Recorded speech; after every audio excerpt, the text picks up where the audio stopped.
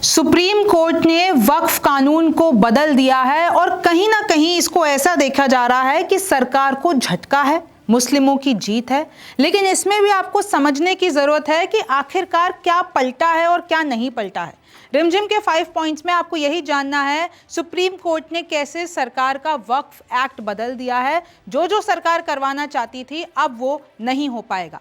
दूसरा है मुस्लिमों की जीत कैसे हुई और आखिरकार इसमें से कितने ऐसे नियम हैं, कितने ऐसे प्रोविजंस हैं जो बदले गए हैं।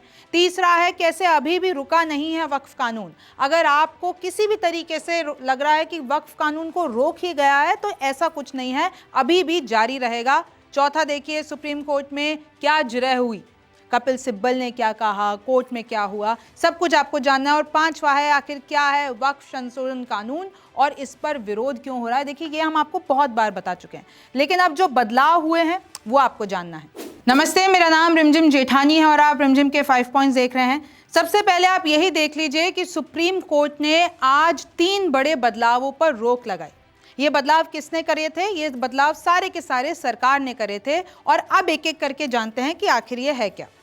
केंद्र बोर्ड में गैर मुस्लिम कम से कम 2, यानी केंद्र ने ये बोला था कि भाई जो ये बोर्ड है, चाहे वो स्टेट बोर्ड हो चाहे वो सेंट्रल, उसमें आपको कम से कम तो मुस्लिम गैर मुस्लिम डालने ही पड़ेंगे। लेकिन सुप्रीम कोर्ट ने क्या कहा कि देखिए ऐसा होगा, केंद्र बोर्ड जो होगा उसमें ज़्यादा मतलब 4 से ज़्यादा आप गैर मुस्लिम नहीं इंक्लूड कर सकते और राज्य के बोर्ड में आप 3 से ज़्यादा नहीं कर सकते। फिर केंद्र ने ये कहा कि वक्फ बनाने के लिए 5 साल इस्लाम फॉलो करना होगा। सुप्रीम कोर्ट ने ये कहा सरकार से कि जब तक सिस्टम तय नहीं होता तब तक रोक लगाई जाएगी। यानी आप कैसे मानेंगे कि कोई इस्लाम कितने टाइम से मान रहा है, आपके पास क्या नियम है, तो जब तक ये नहीं हो जाता तब तक ऐसा कुछ नहीं होगा।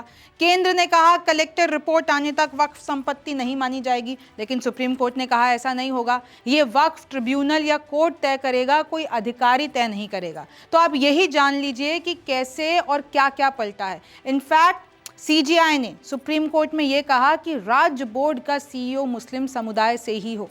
सरकार ने यह कहा कि भैया सीईओ जो है वो गैर मुस्लिम भी हो सकता है, लेकिन सुप्रीम कोर्ट ने कहा जरूरी नहीं है और आप कोशिश यही कीजिए कि जिसको सीईओ बनाएंगे वो मुस्लिम कम्युनिटी से हो। केंद्रीय बोर्ड 20 में से अधिकतम 4 गैर मुस्लिम। देखिए जैसे कि मैंने आपको बताया पहले ये सीमा नहीं थी, सरकार ने कोई ऐसी सीमा नहीं बताई थी कि केंद्र बोर्ड में अगर 20 में से अधिकतम कितने भी हो सकते थे गैर मुस्लिम, लेकिन सुप्रीम कोर्ट ने कहा नहीं, 4 से ज़्यादा गैर मुस्लिम नहीं होंगे। राज्य बोर्ड देखिए 11 में से अधिकतम 3 गैर मुस्लिम, यानी जो ये 11 मेंबर की टीम होती है, पूरा ये बोर्ड होता है, उसमें ज़्यादा से ज़्यादा 3 ही गैर मुस्लिम आप इंक्लूड कर सकते हो। सीजीआई बोले पहले सरकार मुस्लिम सबूत पर नियम बनाए, पहले सरकार इस चीज़ के नियम बनाए कि आप कैसे मानोगे कि वो इस्लाम कब से फॉलो कर रहा है, वो मुस्लिम है कि नहीं है, क्या वो वक्फ कर सकता है कि नहीं कर सकता। तो इस तरीके से सरकार को इस तौर पर झटका लगा कि उन्होंने जो सोचा था वो शायद अब नहीं हुआ। लेकिन इसमें भी एक बात क्लियर हो जानी चाहिए कि इंटरिम है, यानी कि अभी भी ये पूरा का पूरा फैसला नहीं है, ये अभी टेम्पररी बेसिस पे किया गया है। वक्फ की प्रॉपर्टी के वेरिफिकेशन में बदलाव, यानी इसमें यह बताया गया कि अगर कोई भी वेरिफिकेशन प्रॉपर्टी का करा रहा है तो पहले सरकार ने क्या कहा कि भाई सरकारी ऑफिसर जो है वही सब कुछ तय करेगा, लेकिन सुप्रीम कोर्ट ने कहा ऐसा नहीं है, सरकारी अफसर के हाथ में आप सब कुछ नहीं दे सकते हैं। सरकार अधिकारी की ताकत को घटा दिया है, सरकार ने तो अपने अधिकारियों की ताकत को बढ़ा दिया था, लेकिन सुप्रीम कोर्ट ने घटा दिया कि सब कुछ ट्रिब्यूनल देखेगा, कोर्ट देखेगा, उसके बाद ही फैसला होगा। इनफैक्ट देखिए सुप्रीम कोर्ट में यह भी कहा गया कि कलेक्टर को नागरिकों के अधिकार तय करने का हक दे देना यह सत्ता का विभाजन करने जैसा है। यानी जो सरकार ने गाइडलाइंस ले की थी वो सुप्रीम कोर्ट को पसंद नहीं आई और उन्होंने ये कह दिया कि ऐसा कुछ भी नहीं होगा। कार्यपालिका को यह अधिकार नहीं दिया जा सकता कि वो किसी दूसरे के अधिकार तय करे। कैसे अभी भी रुका नहीं है वक्फ कानून, तो इसमें यह क्लियर कर लीजिए पूरे वक्फ कानून पर रोक नहीं लगी है।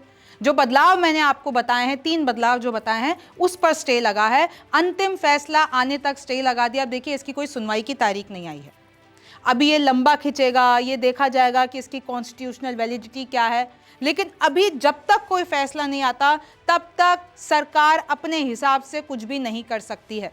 सुप्रीम कोर्ट में क्या जिरह हुई, सीजीआई BR गवई और जस्टिस अगस्टिन जॉर्ज मसीह की बेंच बैठी हुई थी। केंद्रीय वक्फ बोर्ड में गैर मुस्लिम मेंबर्स की संख्या 4 कीजिए, इन्होंने जब ये चीज़ कही तो उसके साथ ये भी कहा राज्यों के वक्फ बोर्ड में 3 से ज़्यादा गैर मुस्लिम नहीं रख सकते, सरकारी मेंबर्स भी मुस्लिम कम्युनिटी से ही हो, यह आपको सुनिश्चित करना पड़ेगा। पहले तो ये लोग कह रहे थे कि भाई मैंडेटरी हम तो गैर मुस्लिम लेकर आएंगे, लेकिन सुप्रीम कोर्ट ने क्लियर किया ऐसा कुछ भी नहीं होगा। 5 याचिकाओं पर 20 से 22 मई तक लगातार 3 दिन सुनवाई हुई थी। 22 मई को फैसला सुरक्षित रखा गया था और अब उसी का ही अनाउंसमेंट आपके सामने किया गया, यानी सुप्रीम कोर्ट ने वही बताया है। अब देखिए वक्फ कानून क्या है, ये सब आप जानते हैं कि किस तरीके से वक्फ की प्रॉपर्टी को मैनेज करने के लिए बनाया गया था, लेकिन फिर इसमें बहुत सारे अमेंडमेंट्स होते गए। लेकिन जब अभी 2025 में मोदी सरकार इस पे कुछ अमेंडमेंट्स लेकर आई, तब ये मामला सुप्रीम कोर्ट में पहुंचा और अब उसी की बात हो रही है। ओवैसी समेत 5 याचिकाओं पर एक साथ सुनवाई हुई। ओवैसी, सिब्बल, सिंघवी, राजीव धवन, एसजी तुषार मेहता केंद्र की तरफ से और बाकी के जितने भी थे वो सरकार के खिलाफ उतरे। 1954 में वक्फ एक्ट बना था और अभी इस वक्त 32 वक्फ बोर्ड हैं, अगर मैं सारे मिला देती हूँ। 1964 में पहली बार सेंट्रल वक्फ काउंसिल बनी, क्योंकि पहले जो है वो स्टेट वाइज वक्फ बोर्ड हुआ करते थे, लेकिन 1964 में सेंट्रल पहली बार बना। 3 से 4 अप्रैल 2025 को ये जो भी अमेंडमेंट्स किए गए थे लोकसभा और राज्यसभा में बिल के तौर पर इनको पास कराया गया। 14 बदलाव क्या थे, जल्दी से मैं आपको रिवाइज करा देती हूँ, आप सबको पता ही होगा। भाई सरकार ने कहा 2 महिला मेंबर तो आपको शामिल करने पड़ेंगे, गैर मुस्लिम आपको शामिल करना पड़ेगा, पिछड़े समुदाय जो शिया और सुन्नी ही बोर्ड में काउंसिल में मेंबर्स होते हैं, तो जितने भी पिछड़े समुदाय हैं, चाहे वो अहमदिया हो या जितने भी ऐसे समुदाय, उनको आपको ज्वाइन करना पड़ेगा मुस्लिम कैटेगरी में ही।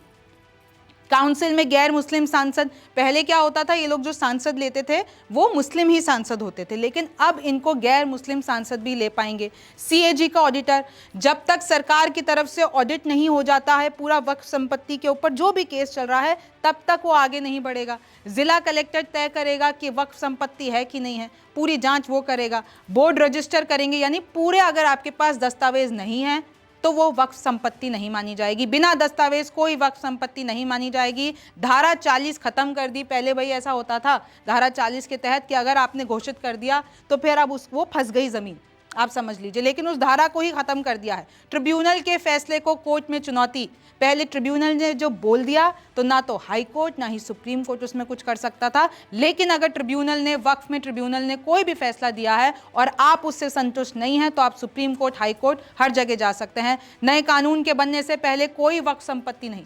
सरकार ने ये कहा कि भाई अब जो ये नया कानून हमने बनाया, अमेंडमेंट किया, इससे पहले जो भी वक्फ संपत्ति घोषित की गई होगी, रजिस्टर की गई होगी, वो वक्फ संपत्ति नहीं मानी जाएगी।